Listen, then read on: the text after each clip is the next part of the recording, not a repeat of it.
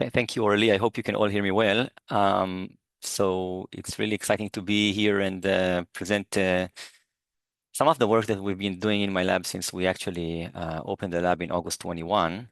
And what I'm going to show you today is actually a collection of multiple projects that come together, I think, into two different stories that actually are connected by the title that I present here, which is The Rise and Fall of ecDNA.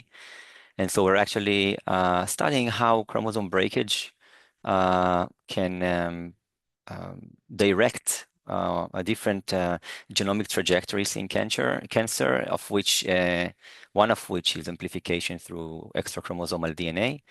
And then in the second part, I will show you how such extrachromosomal DNA amplifications evolve and eventually even undergo elimination through autophagy.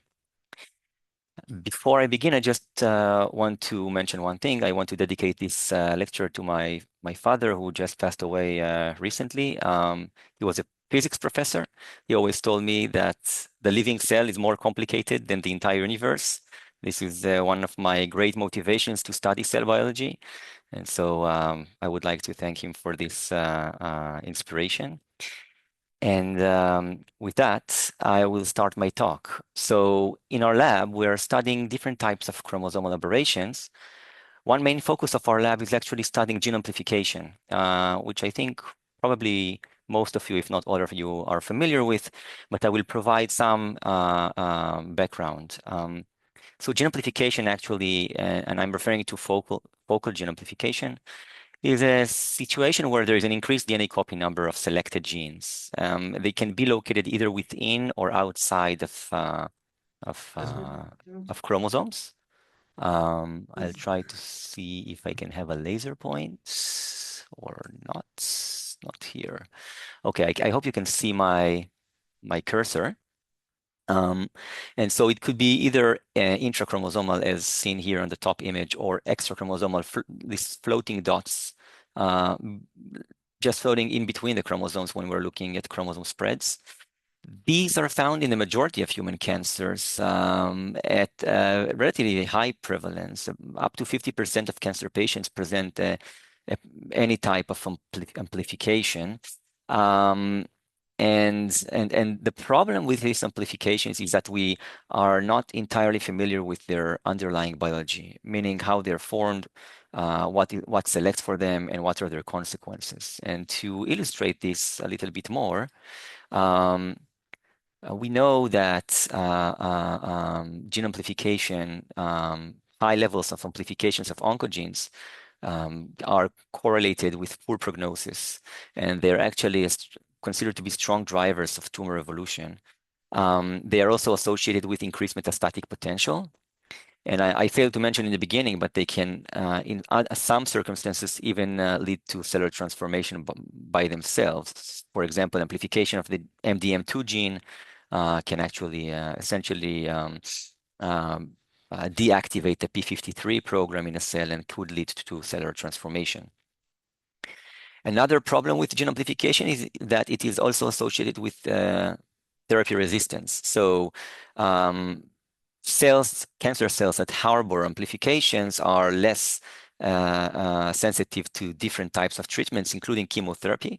But also, one mechanism by which cells can become resistant is by amplifying genes that confer resistance. And I will provide a few examples during my talk today.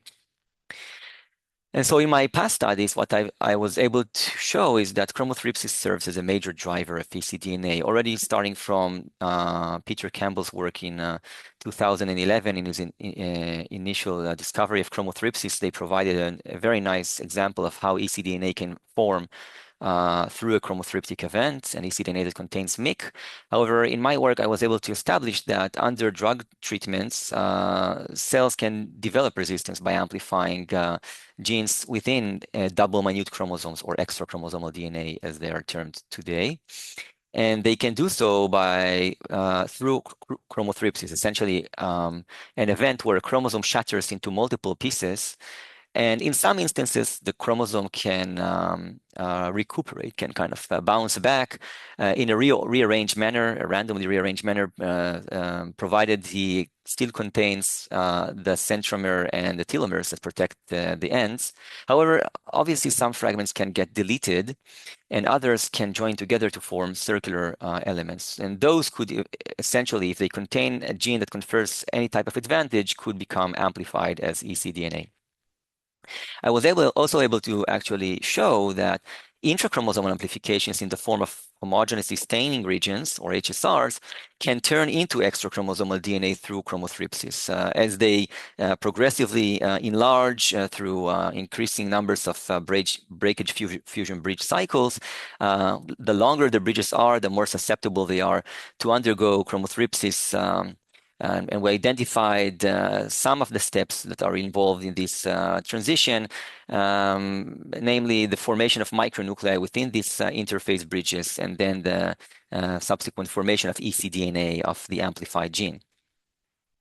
Peter Leahy's work, while working in Don Cleveland's lab, elegantly showed how misaggregation of chromosome Y could lead to the formation of gene amplification. Here it was a neomycin-resistant gene that he introduced into the chromosome Y, and using DNA sequencing was able to identify rearrangements that are consistent with the chromothriptic event giving rise to these. And in David Pellman's lab, we are familiar with the idea that CRISPR-Cas9, or essentially chromosome breakage, can lead to chromothripsis and also to chromosome bridges. And I think both of these findings, together with my previous work at Don's lab, directed me to ask the following question. And we ask in my lab now, what is the role of a chromosome break in the formation of gene amplification? And more importantly, would the break at different locations within a chromosome have different trajectories or outcomes? And so imagine a situation where we're introducing a break on chromosome 5, which contains the DHFR gene. And as I will show you soon, the DHFR gene codes for an enzyme that is can be inhibited by a chemotherapeutic drug called methotrexate. And so if we're treating cells with methotrexate, we're essentially targeting this gene. And some cells, such as HeLa or 293T and others, can develop resistance to this drug by amplification of the DHFR gene. And so now the question lies, what would happen if we introduce a double-strand break, either centromeric or telomeric, to the DHFR gene? Meaning that we're breaking the DHFR in a way that leaves it in an acentric fragment or in the centromeric fragment. And so the hypothesis is, should these breaks would not be repaired, the acentric fragment would become entrapped in some circumstances in micronuclei, whereas the one that is found on the centromeric fragment could turn into a dicentric chromosome and later generate an interface DNA bridge.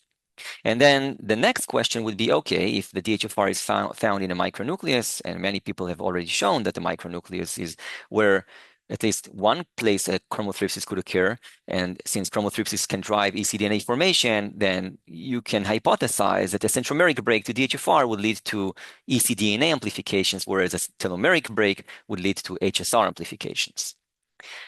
And this project was spearheaded by the two talented PhD students in my lab, Ifat and Olena, together with the help of a PhD student from Peter Campbell's lab, and additional members of my lab, Adi, Ali, Gabriela, and Karen.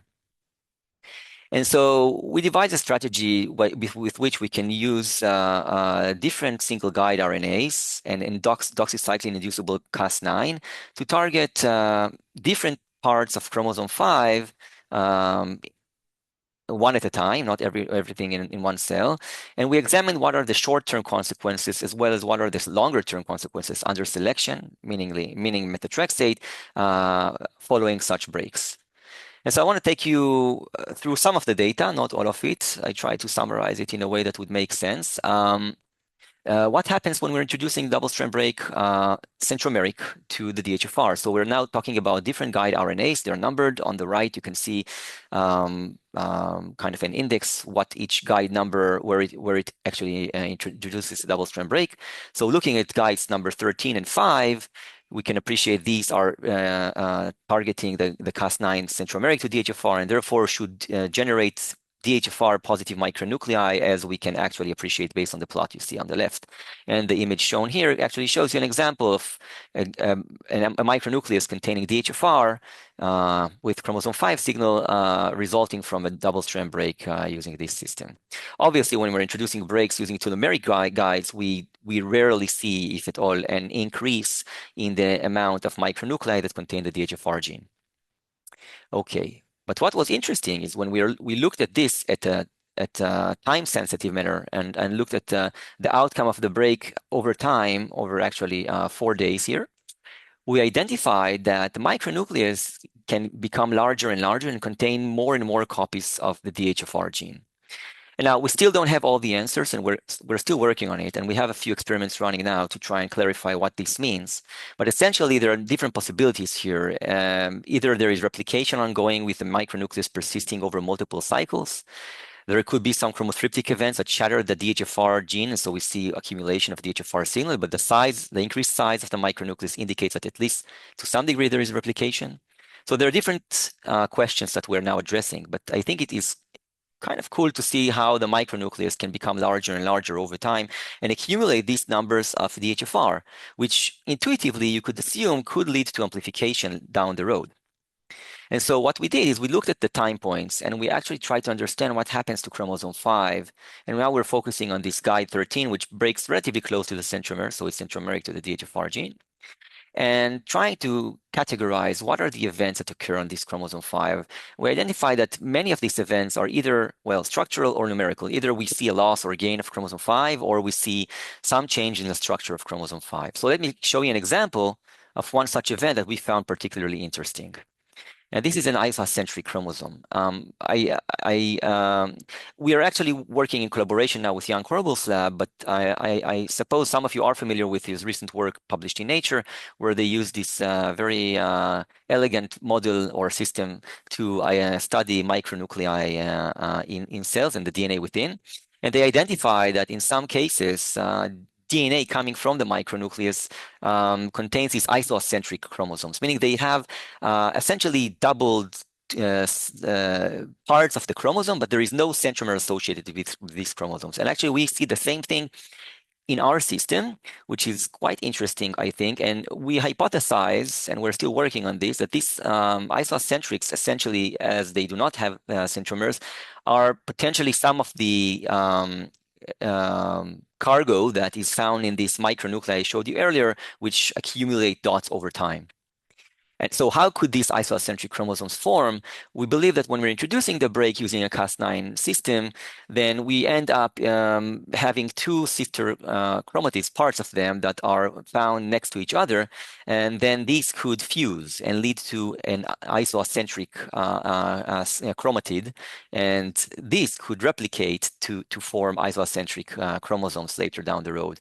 Since these do not have centromeres, their segregation obviously does not follow traditional guidelines during mitosis, and so their behavior is going to be different, obviously.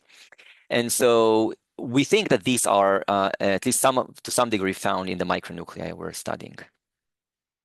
So now we're asking whether these isocentric chromosomes can serve as intermediates for gene amplification, and so we're asking questions such as why are all the isocentric chromosomes are found in the same micronucleus? Can the micronucleus reintegrate back into the primary nucleus at one cell cycle, for example, and then what happens to these isocentrics? And so we are performing a few experiments and also together with Jan Korbel to look at different time points to try and understand what is the content of these micronuclei. Well, obviously, we think that this could increase the selective advantage because under methotrexate selection, should you have an increased copy number of DHFR, even if it is in the form of isocentric chromosomes, and while they're still in the micronuclear context, they could undergo chromothripsis, at least some of them, and the chances that you will get an ecDNA positive for DHFR is substantially higher, as we believe. Okay, so what happens if we're introducing double-strand breaks telomeric to the DHFR gene? Well, we see chromosome bridges, as I mentioned before. This leads to increase in chromosome bridges. Actually, the farther away you break, the closer to the telomere you break, the more telomeres are easily detected. Oh, not telomeres, sorry, bridges are easily detected. And the interesting thing is, we think that there is a really important point for the intercentromeric distance. If we're breaking really close to the centromere, essentially the chromosome might be, the ensuing dicentric might actually be um, behaving in a similar way to a single centromeric chromosome, a normal chromosome, if the centromeres are very, very close. So the farther away they are, the chromosomes appear to have more dicentric behavior. And then obviously the distance or the DNA content within the bridge would depend on where you introduce the break, because it could lead to different distances between, in this example here in the red stripes, the DHFR gene could be either close to each other relatively to the center of the bridge, or actually further away and closer to the centromeres. And this apparently has some importance, because when we are using DNA fish to stain these bridges, and we're looking at bridges where we're introducing a break closer to the DHFR gene, meaning that the two copies of the DHFR and the dicentric should remain close at relatively the center of the bridge, we can actually see a large increase of DHFR positive bridges, as you see on the plot on the top. However, when we're looking at the plot on the bottom, we're introducing breaks using a guide 12, and guide 12 is a guide that breaks really close to the telomere. You can appreciate that it rarely shows DHFR in the bridge. The top plot shows it's much less obvious than the guide number 4, and the bottom plot shows you that we can detect chromosome 5, but not so much the DHFR. Although if you look at the images, DHFR signal is found really close to the tips of the bridges, or where the protrusions of the bridges come from. So I think that this data really illustrates that a double-strand break would dictate what would be the genetic information trapped within the interface bridge. Also, we have obviously to consider properties such as tension and bridge length, and this could be cell type dependent and obviously on what you grow the cells. But as a principle, I think the distances of different genetic loci would be actually different depending on an initial double-strand break. Okay, so I want to continue and show you a little bit of the data we have from the long-term consequences that we looked at. And this means that we actually subjected cells to CRISPR-Cas9 breakage and then to methotrexate selection over time. And the first thing we looked at was whether chromosome 5 breakage facilitates resistance at a higher degree than without any break. And this should be consistent with previous works by others that show that DNA damage by itself exacerbates resistance in under similar conditions. And indeed, when we're looking at different guides, regardless of where they are actually breaking, we can see that in different biological replicates, each repeat here is an independent plate that was treated with methotrexate at a different time, all of them with the same methotrexate concentration. You can appreciate that sometimes we get more resistant colonies, and sometimes we get even much more compared to cells that have no guides, which really suggests that there is some fluctuation in resistance. And this is, for those of you who are familiar with the Loria-Delbruck fluctuation assay, really reminiscent of that, really indicating to us that the breakage itself actually introduced the ability of cells to become resistant prior to exposure to selection. And okay, so we understand that the breaks actually can facilitate resistance and drive it. What about the underlying mechanism? So when we're looking at the data using DNA fish, and these are from plates that were treated with methotrexate. These are not clones, these are populations. So we collected all of the resistant cells within a particular plate, whether they were treated with guide 13 and then methotrexate, or guide 5 and then methotrexate, guide 4 methotrexate, and so on. And these are the percentages of either intrachromosomal HSRs or extrachromosomal DNA amplifications or no amplifications under each of these breakage conditions.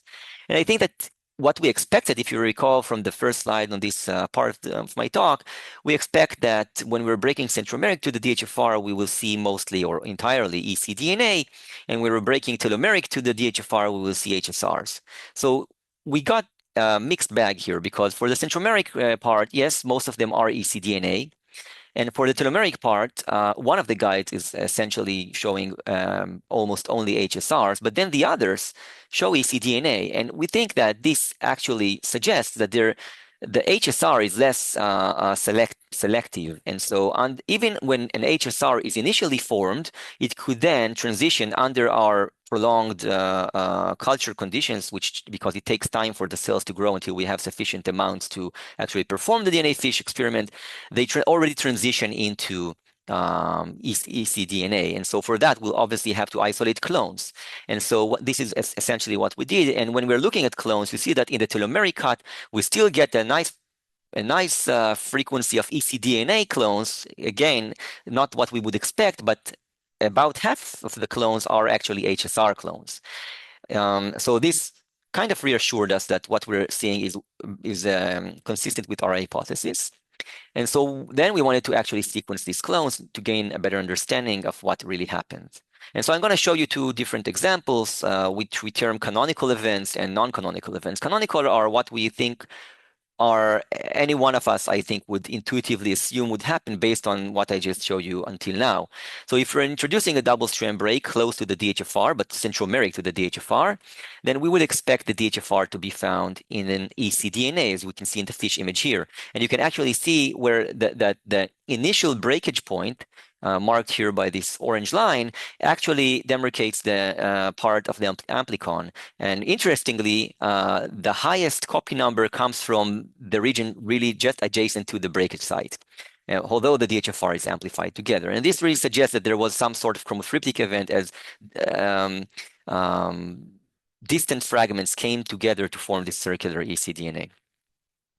Another canonical event, this is an HSR. We're now breaking using a guide number 8, which is telomeric to the DHFR. And this guide actually generated HSRs, but you can see that in our fish, we also identified ecDNA, again, highlighting the dynamic behavior of HSRs and their relatively unstable states, I would say. And you can see that we also identify, based on this structure variation, massive amounts of structure variations. I did not annotate them, but these are the deletions, tandem duplications, and the different types of inversions.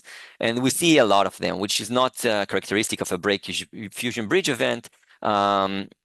We do see the stepwise laddering, but everything got completely rearranged here. So essentially what we think happened is that initially there was an HSR forming here that then underwent chromothripsis to form these ecDNAs, and this is why we get this very complicated genomic signature.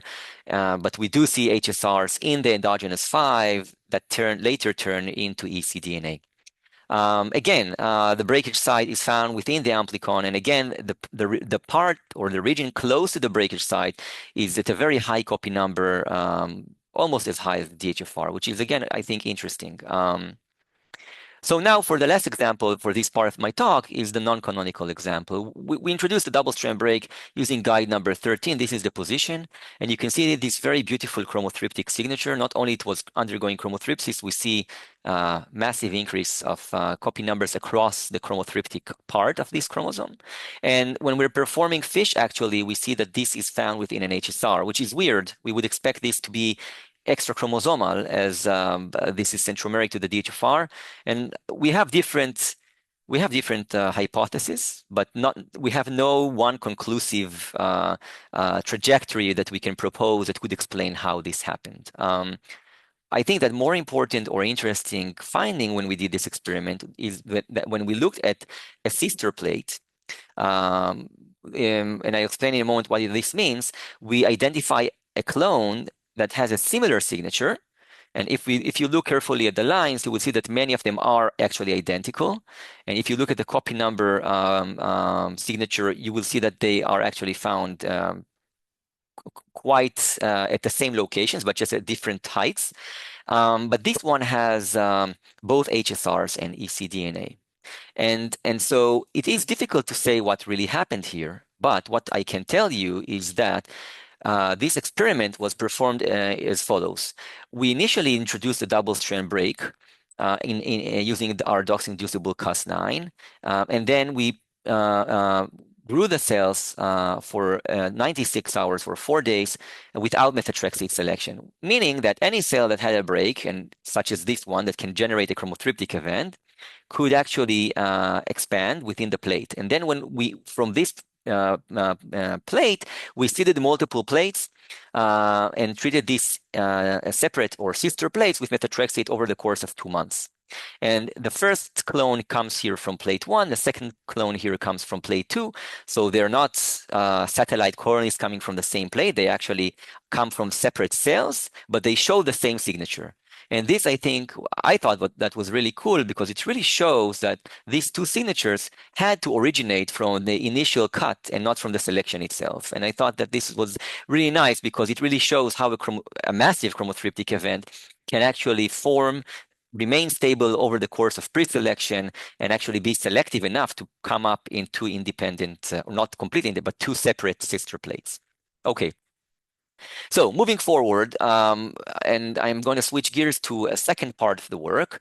And we're asking here, okay, so ecDNA can form, and it can form through chromotrypsis, potentially through other mechanisms. But once the extrachromosomal DNA forms, it is not amplified yet. How is it getting amplified? And actually, what is the fate of ecDNA after it is formed?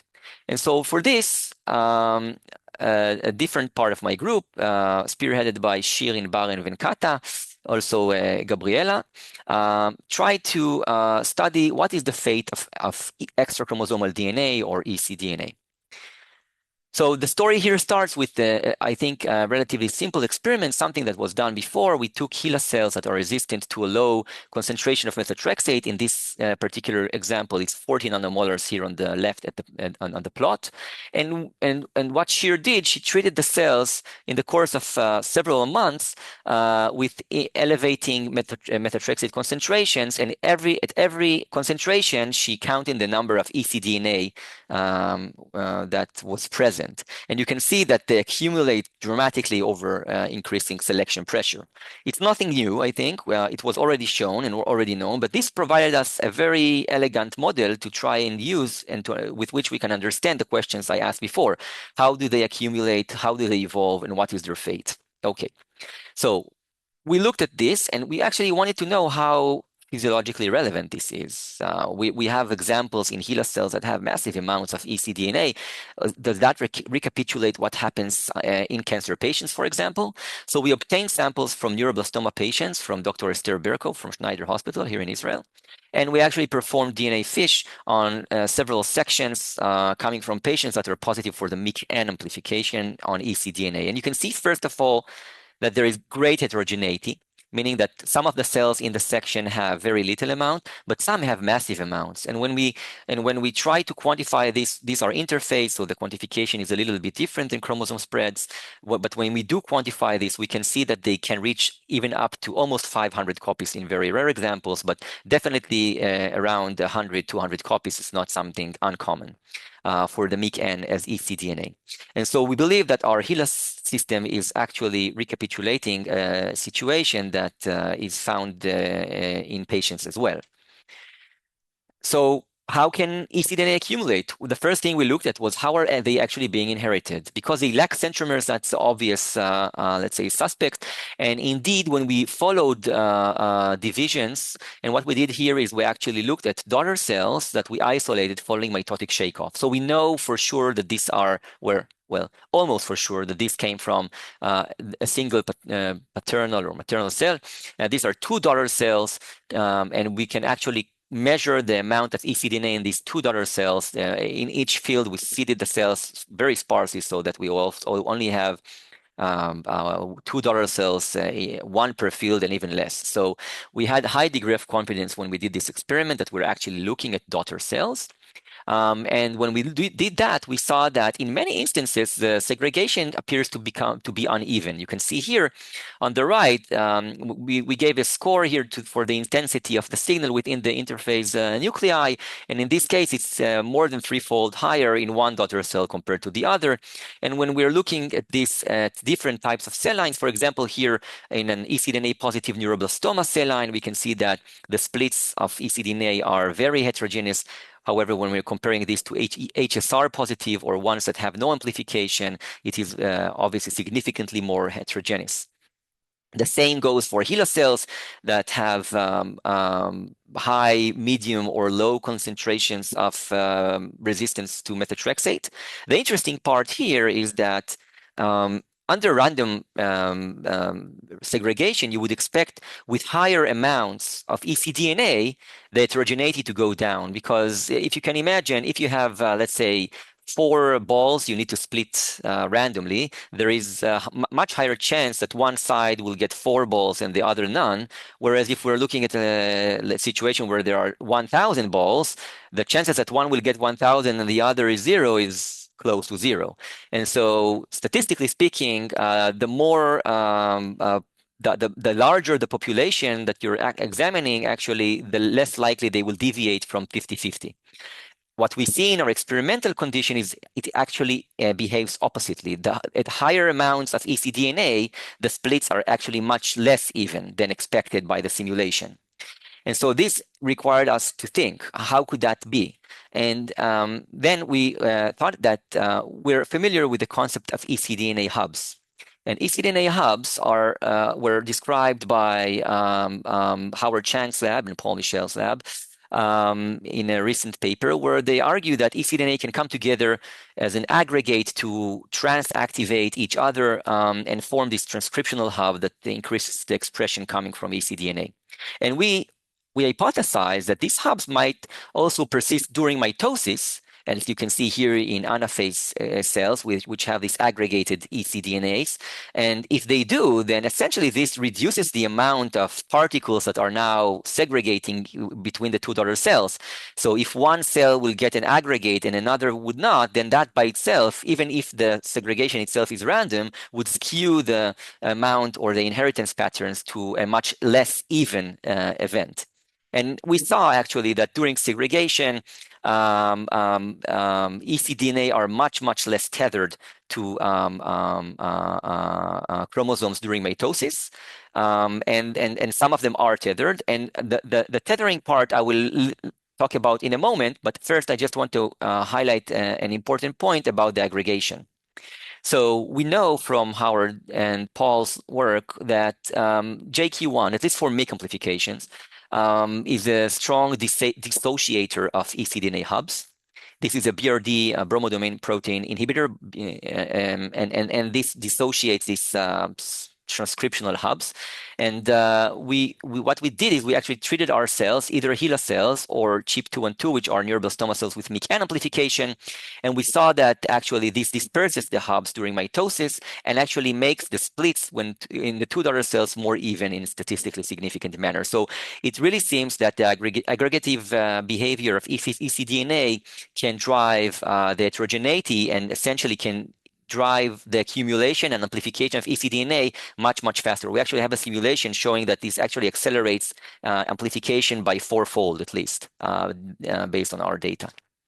Okay, so what about those ones that are not attached to chromosomes? And we actually identified that ecDNA, some of them are not tethered, and when they're not tethered, they can end up in different species of micronuclei. And I think I want to focus on 2 types. One are the ones that have a chromosome here, but also a signal coming from the amplified DNA. So we term these hitchhikers. This could come from a chromosome that missegregates to which an ecDNA is still attached. However, there are ones, micronuclei, that lack any chromosomal DNA and contain only ecDNA, and those are potentially coming from the detached ecDNAs, the ones that are not tethered. And their size actually extremely variable. They can be the size of a single ecDNA when we compare this to the endogenous DHFR locus, for example, and up to very large micronuclei we term hubs because we hypothesize these come from these hubs I described earlier. And indeed, when we're looking at cells that have increasing amounts of ecDNA, and we know that this leads to increasing amounts of hubs, we get many more ecDNA-positive micronuclei. So ecDNA micronucleation is essentially dose-dependent. And not only that, we can identify these micronuclei also in neuroblastoma cancer cell lines and not only in our HeLa cohort. and also in cancer patients. When we turned again to our sections we analyzed before, and now we turn our attention to the micronuclei, we were able to identify the different species of micronuclei, namely the small ones we term here nanonuclei or singlet nanonuclei, essentially ones that contain potentially a single ecDNA, ones that are hubs, one that hitchhike on other chromosomes, and obviously one micronuclei that contain no ecDNA whatsoever. Okay. One very unusual property of this micronuclei, and this was done using DNA fish, and Venkata from my lab did this very beautiful experiments, actually showed us that these ecDNA-positive micronuclei have unique properties when we compare them to regular, so to speak, micronuclei. They actually lack both lamin A and lamin B for the most part, whereas normal, I would say, micronuclei contain, it almost always contain lamina A, and sometimes contain or sometimes do not contain lamin B. The ecDNA positive ones do not contain any of this, which is quite strange, and makes them potentially sensitive to additional trajectories, as you will see in a moment. Now, if these ecDNA misaggregate into distinct micronuclei types, so they're in micronuclei, and we know in micronuclei chromothripsis can happen, then the ecDNA should undergo chromothripsis. And indeed, this is what we saw. And again, work that was done by Shir here, we sequenced some of the clones that we examined. And you can see here that over increasing selection pressure, the structure of the ecDNA dramatically changes, the amount of rearrangement changes, and essentially they can lose different genes within the amplicon while keeping, because they're under selection, the DHFR gene, which is essential for their survival. And actually, if we're looking at single-cell RNA-seq, we can see similar profiles. We can see populations that maintain one gene within the amplicon, but not the other. But both of these populations contain the DHFR gene. So it's not only that they lose the DNA, actually it drives some potential functional divergence, at least from analyzing RNA expression. And I think the coolest part of this work was that when we actually examined this using single molecule approach, namely DNA fish, and we use a combination of probes here to look at different parts of the ecDNA under low concentration of methotrexate clones that have, for example, a gene called ARGF28 together with the DHFR amplicon, almost 100% co-localization. But as we increase selection pressure, the ARGF28 is diminishing over time, and we are ending up only having the DHFR. The ARGF still works. We can see it in the endogenous chromosomes, but it's just not found in the ecDNA any longer, which really suggests they undergo structural evolution. And together with Magnus from Benjamin Werner's lab from Bart's Cancer Institute, we were actually able to model this, I think, quite nicely, showing how passenger genes are not being selected over time. Actually, there is a preference to lose them with increasing selection pressure. And I think that really complements this experimental work quite nicely. Okay. So how do these ecDNA become micronuclei to begin with? They have to detach from chromosomes. So what is the mechanism of tethering? We actually don't know the mechanism of tethering yet, although there are a few publications out there and also in bioRxiv and in the works by other labs. Our lab doesn't, we did not have the ability to identify the mechanism that drives tethering. But what we are able to see is that mitotic perturbation really drives ecDNA micronucleation. And we think that proper mitosis is important for the tethering of ecDNA during mitosis.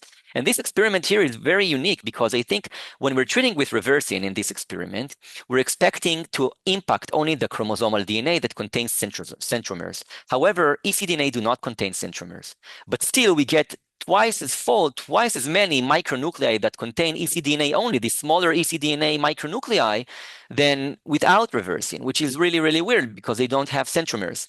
And so what we did, and actually Inbar from my lab did this really sophisticated experiments, we looked at different types of perturbations to mitosis. I'll just also add here that when we're treating over a relatively long period of time with reversing, here it's for 1 week with a low dose, so the cells survive, we actually drive the loss of DHFR positive ecDNA also under methotrexate selection, meaning that when they're going into the micronucleus, they're getting lost. and we're still, and I will show you a mechanism that we propose that is responsible for the loss of this ecDNA. So actually, that's a big question here. And okay, so I did not include the other perturbations. I just added without showing the data. We actually looked also what happens when we arrest cells for prolonged times using nocodazole and then release. And we looked at different situations when we manipulate kinesins and actually manipulate chromosomal movement during mitosis.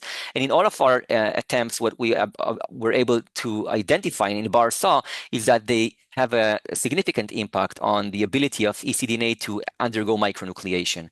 So essentially, we believe that proper mitosis is really important for tethering of ecDNA to chromosomes. Probably, when this is our hypothesis, the movement of chromosomes and the forces that are applied during such movement take an important part in the ability of ecDNA to tether to chromosomes. And when we actually perturb this, they have a higher chance to become untethered or detached and end up in a micronucleus. Okay, so I showed you that with reversing, and this is the last part of my talk, I showed you that with reversing this ecDNA, prolonged reversing treatment, these ecDNA that contain DHFR are actually reduced in their amount.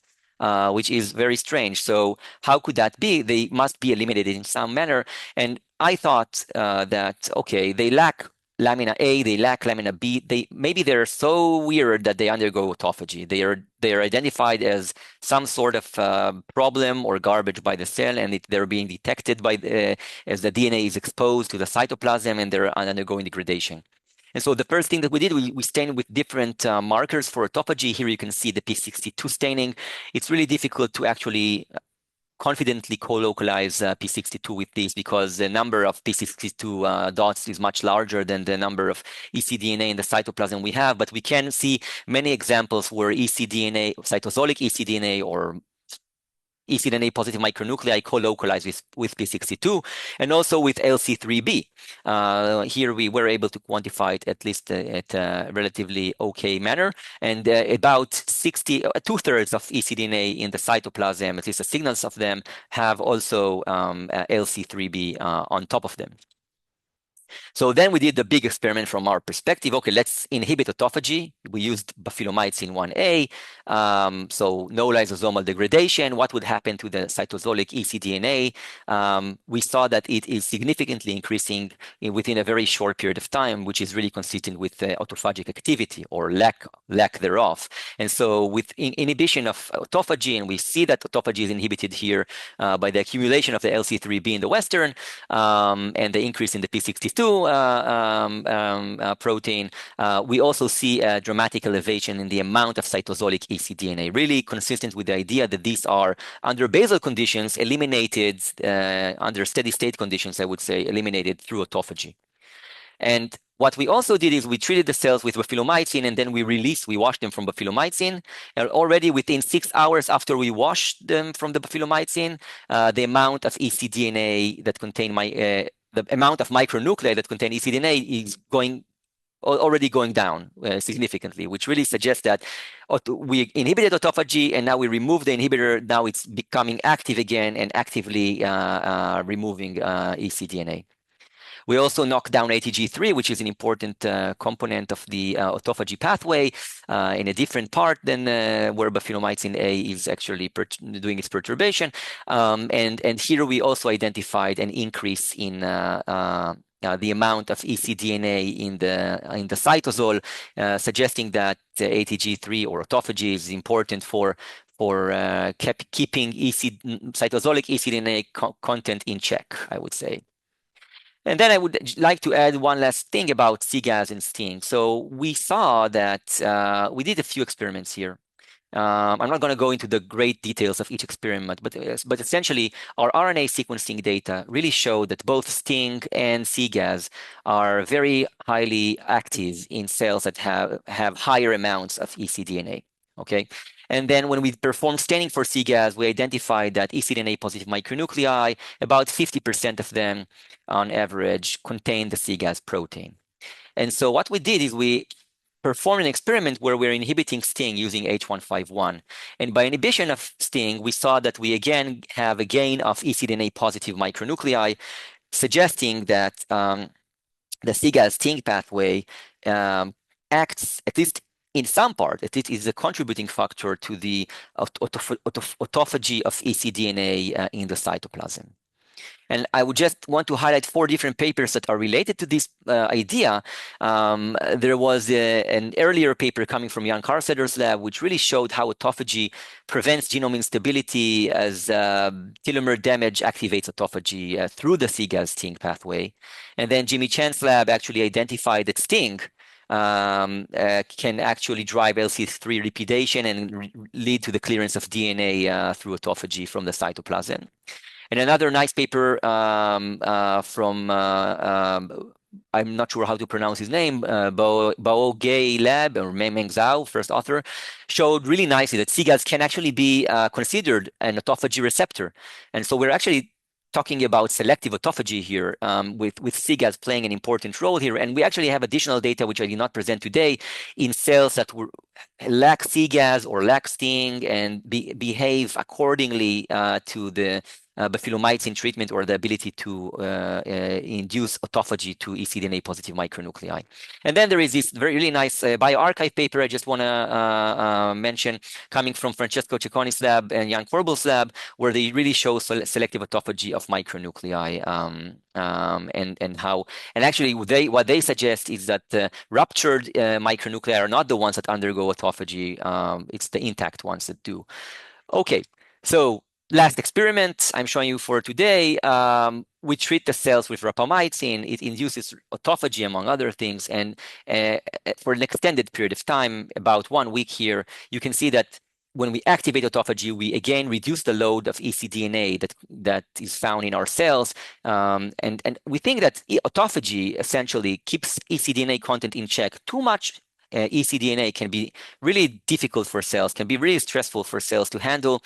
And I think that when autophagy is active, it actually keeps things in check and could alleviate proteotoxic stress, oncogene-related stress, and so on. And so to summarize what I've shown you today, we believe that ecDNA, they can form through either misaggregation, as I mentioned from Peter Lee's work earlier, or from double-strand breaks, as I showed you today in our data. And the double-strand break location would dictate if you will get an ecDNA or not. ecDNA can be generated directly from a breakage event or through an intermediate HSR amplification. Regardless, when the ecDNA forms, it has to accumulate, and we see that this accumulation is done by the fact that they have the ability to aggregate and thereby unevenly segregate to two daughter cells during division. And when they do so, some of these aggregates or single ecDNAs are tethered, but some of them are not tethered to chromosomes. And the ones that are not tethered end up in the cytoplasm in these funny-looking micronuclei that have almost completely no lamina, and they're amenable, or they're actually serving as substrates for autophagy. We think this is selective autophagy that has at least some role for the CGAS-STING pathway in it. So again, ecDNA can either evolve through rearrangements, as I showed you in our data, or through elimination of ecDNA, and each of these could serve different purposes. But in the end, ecDNA is really, I think, a really unstable kind of entity, which is really, really interesting to study. So with that, I would like to finish my my talk for today, and I would like to thank all of the lab members and all of the funders, and especially all our collaborators. I mentioned Peter Campbell. We're also working closely with Anton Hansen, and for these projects that I showed you today, also with Jan Korbel and Ultima Genomics and Benjamin Werner. And I would like to thank all of you for your attention. I would be happy to answer any questions you might have. Thank you very much, Ofer, for this very inspiring lecture. Wonderful talk. I saw that there is already a question from Jan in the chat, but Jan, you can also unmute yourself if you want to ask directly. Sure, I can also say it live. Really outstanding talk, Ofer. So I was wondering, did you look, do you have evidence that the isocentrics carrying the DHFR locus increase in abundance when you applied drug selection, or is this something you're currently doing? I missed it. So we're trying to do something like that. First of all, we're trying to look at different time points after methotrexate selection, and what we're doing is we're growing these on cover slips and also trying to get metaphase spreads from these to try and see if we identify these events. This is something that Orlena in my lab is currently doing. But also with your lab, what we're trying to do now is to look at cells that are treated with methotrexate for a short period of time after we introduce double-strand breaks, and hopefully we get, we sort out the micronucleated cells that potentially have the DHFR fragment there, but not immediately sequence them. We're waiting for a week under selection and then performing sequencing to see if we can identify enrichment or evidence for isocentrics there. Wonderful, thanks. Very clear, Ofer. And yeah, absolutely looking forward to seeing these experiments. Yeah. I see there is a question from Yael Abeli in the chat. Yael, would you like to unmute yourself as well? Yes. Can you hear me? Sure. Yes. Yeah. Hi, Ofer. Such a beautiful talk. Thank you. I was wondering, how do you know that the isocentric chromosomes do not have a centromer? Did they acquire maybe a neocentromer to allow them to segregate and survive? That's a great question. I think to confidently answer this question, there is another experiment we have in our pipeline, and this is to perform either IF-FISH with an ACA antibody, or doing and adding another probe for centromer 5, because the chromosomes are chromosome 5 in these examples. But from looking at chromosome spreads, they do not have a characteristic constriction site where you would expect for a centromer to appear. So based on that, we believe they're not centromeric. Also, I did not show this here, but there is an intermediate, really interesting, cytogenetically speaking, intermediate. They don't start off immediately as isocentric chromosomes. As I mentioned, they start as isocentric chromatids. And when we see these in chromosome spreads, actually they appear like horseshoes. They are we believe cohesin is keeping the two fragmented sisters together, and then they fuse. And so this really, again, not with the greatest degree of confidence related to centromers, but really consistent with the idea that they are acentric. But obviously, we are going to perform these experiments with the centromer marks to make sure. Yeah. Thank you. Thank you. Yeah, sure. Very interesting, Ofer. I was wondering about the nuclear envelope in the micronuclei that have ecDNA. It's really interesting that they lack both lamina A and lamina B. And I wondered whether you looked at other nuclear envelope proteins like LBR, emerin, BAF, etc. Yeah, so thanks, David. That's a great question. What we are currently trying to do, and that's what Venkata from my lab is doing, is he's using BAF constructs also to try and look in live imaging at this and see if they have BAF or not. We do have the antibody for BAF, and we're intending to use that. I'm not sure if we have the emerin yet. I'll have to ask Venkata, but you're spot on. I think we're really interested in further understanding the properties, because we did not expect them to lack lamina A. Okay, so that was what we're also trying to do, and Shir from my lab is doing together with our core facility here, is to do some correlative EM to try and to kind of pinpoint those ecDNA-positive micronuclei, which is difficult, but we found a couple examples. I didn't show them today because we're still not confident about the data, but they do look very weird, and we're trying to gain better understanding what we're actually seeing. So to explain why they lack this, and you didn't ask that, but I don't think we have a clear answer as to why. Potentially, also based on your work, location at mitosis might have a role here. Their size, obviously. Yeah. So do they have nuclear pores?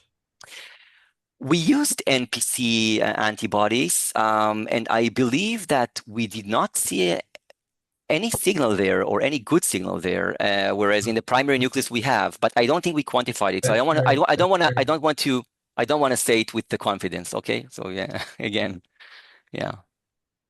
Thank you. Yeah, thank you, David. Stefano, would you like to unmute yourself? Yeah. Hi. Sorry for my voice.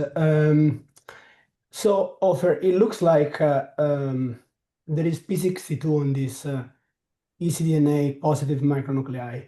Now, I don't know if you're aware of this, but we published a paper showing that p62 can also localize to macronuclei in general. So I was wondering whether ecDNA negative micronuclei, so standard nuclei, are not degraded. through autophagy? Yeah, I think that's a fantastic question. I think for us, it's a little bit difficult to answer this because I think it would require some sort of live imaging or the ability to track this, right? Knowing that Francesco's and Jan's work, they use this acidification marker to actually that allows live imaging of micronuclei and determining if they undergo autophagy or not.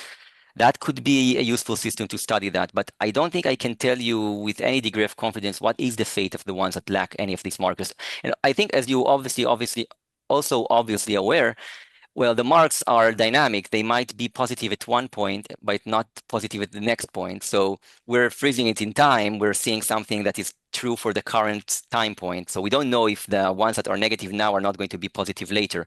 But I think that the idea that some micronuclei are going to be targeted by autophagy and some are not, I think it is really interesting. And based on our personal experiments, and I did not show all of the data here, it is definitely going to be difficult to find a principle for that because it seems that it is very much context dependent, especially since some cell lines and cancer cell lines in particular, for example, do not express CGAS or STING, and we think that there is a big role for this here as well. So, but I think that those that you call DNA hubs are more like standard micronuclei, and those are not degraded according to your graph. Well, they are okay. So we think that they are less degraded based on some size measurements, which we are not entirely sure if this is entirely, we can entirely claim that. But what I can tell you is that regardless of the size, they do not have lamin A and lamin B, even the big ones. So I think it's a little bit difficult for us now to distinguish between the properties or the fates of different sized ecDNA-positive micronuclei. As much as we would want to do that, I think we realize that this is a difficult task for us now. This would require some sort of additional technical abilities that we don't have in the current models that we're using. At least it's what I understand, yeah. But I think that you're absolutely right. It's very interesting to know what happened. We always ignore the ones that don't, right? So it's really interesting to know what happened to the ones that don't have the label. Yeah. Thank you. There is one more question by Sylvia. Sylvia, would you like to unmute yourself? Yes. Hi. Well, thank you for this fantastic talk. I think it was amazing. And I just have another question related to autophagy, because you tested mostly inhibiting autophagy, and I think your data is very convincing. But for inducing autophagy, you use rapamycin, which, as you mentioned, is doing a lot of things in the cell and is not the best, let's say, autophagy inducer. So I was wondering whether you've tried other autophagy inducers that may be more specific and maybe minimizing the chances of having other pathways affected to actually prove your point. Yeah, that's a great question and something that we're kind of trying to really hard think about it. We are actually collaborating with a lab that is an expert on autophagy here in the Weizmann. And talking to them, it's not something straightforward to do. We did try Taurin-1. I'm not sure this is very specific. I think from our perspective, the best experiment that we could think of for now was to actually inhibit autophagy and then remove the inhibitor and wait to see what happens when they what would happen to the ecDNA after that. And I showed you the chemical inhibition with bifilomycin and then the washout of the bifilomycin. We're doing the same now with genetic approaches. We're using siRNAs and we're waiting for the time when the siRNA activity is now dropping, and this should start from a relatively inhibited state, but they now should become activated again. We tried serum starvation. Again, all of these are not clean, and I'm not an expert on autophagy, so I have to apologize. Yeah, we try. My group works in autophagy in cancer, nothing with micronuclei, but we try different ones that are actually, for example, we use a peptide that is disrupting the binding of Becklin-1 with BCL2, and as far as I know, it's quite specific only for disrupting this binding, and through release of Becklin-1 from the inhibition of BCL2 is mega strongly inducing autophagy. This is very strong. And then there are a couple of others that we tested in our cancer models that also do something similar, like BECLIN-1 with BCL2 disruption without affecting too much apoptosis. And they tend to work pretty well, at least on the settings that we've been testing so far. Yeah, I think it would be really cool to try it in our system. Yeah, so yeah, just a suggestion. Yeah. Yeah, I might be in touch then. Yeah, Thank no you. problem. Yeah. So Thank yeah, you. thank you again, Ofer, for this fantastic seminar. This was really amazing. Thank you. Our next lecture will be by Emma Watson on the 3rd of July. So thank you very much all for joining, and enjoy the rest of the day. Thank you. Have a great day, everyone. Bye-bye.